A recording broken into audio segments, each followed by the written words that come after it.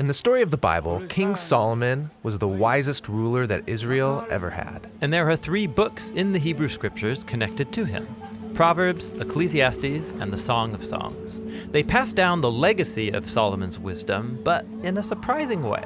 So let's talk about how to read the books of Solomon. Okay, to really appreciate the story of Solomon's wisdom, we have to go back to the Garden of Eden. Where God created humanity, male and female. Right, Adam and Eve. And God commissions them to rule the world together in intimacy and love. Kings and queens of creation. Now, in order to rule, you need to be wise. And the humans have a choice about how to gain wisdom. Yeah, they could live by God's wisdom, which will lead to life. Or they could become wise in their own eyes. And that's what they choose, to take the knowledge of good and bad into their own hands. And immediately, the intimacy between man and woman is broken. They hide their bodies from each other and then from God. Their choice leads to division and death. But the story holds out hope for a future human who will make the right choice and rely on God's wisdom. Like King Solomon.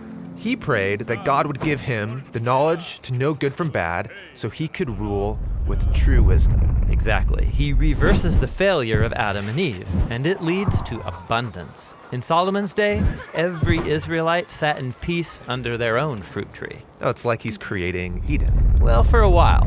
But then Solomon fails. He marries hundreds of women from other nations, and he's deceived to follow their gods. And this begins Israel's long descent into self-destruction. And so when we turn to the books of Solomon, we're invited to learn wisdom from his successes and his failures. Got it. So let's start with Proverbs. Okay, so the book of Proverbs is most well known for the hundreds of short, memorable sayings that teach us how to live by God's wisdom. Like, trust in the Lord with all your heart and don't be wise in your own eyes. In Proverbs, living by God's wisdom instead of your own is called the fear of the Lord. Like in the book's opening paragraph, the fear of the Lord is the beginning of wisdom. Now, Proverbs isn't just memorable sayings. It actually begins with a lot of poetry. Yes, 9 chapters of speeches from Solomon to his royal sons. He tells them to pursue God's wisdom, which is symbolized as an elegant woman. Wisdom is a woman? Yes, so remember, in the Garden of Eden, the man and the woman's intimacy was violated by their failed search for wisdom. But now in Proverbs, humans who reunite with God's wisdom become what Adam and Eve failed to be, wise human rulers. Proverbs 3 even says that when we embrace Lady Wisdom, we're taking hold of the tree of life. Now, we're the ones in the garden. Exactly. Proverbs is saying that every day we all stand before the tree with our own choice to make. And Solomon urges us, choose wisdom and life. Got it. So, how does Ecclesiastes fit into Solomon's story? Well, in this book, it's like we're meeting Solomon near the end of his life, and he offers some sober reflections. Life is hevel.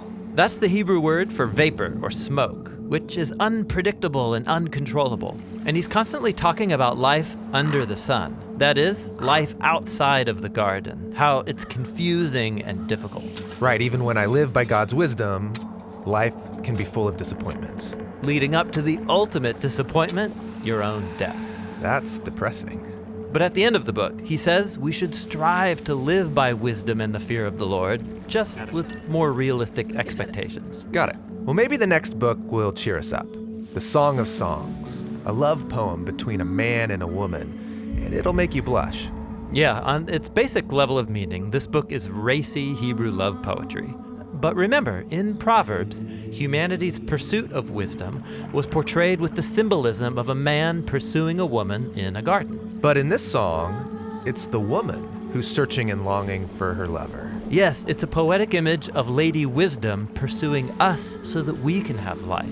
In fact, the song ends with a poem about how this lady's love is more powerful than death itself. So the song works on 2 levels. It's celebrating humans' desire for intimacy, And saying that that desire points to humanity's ultimate purpose, to be united with God and His wisdom. so we can rule united with each other. Exactly.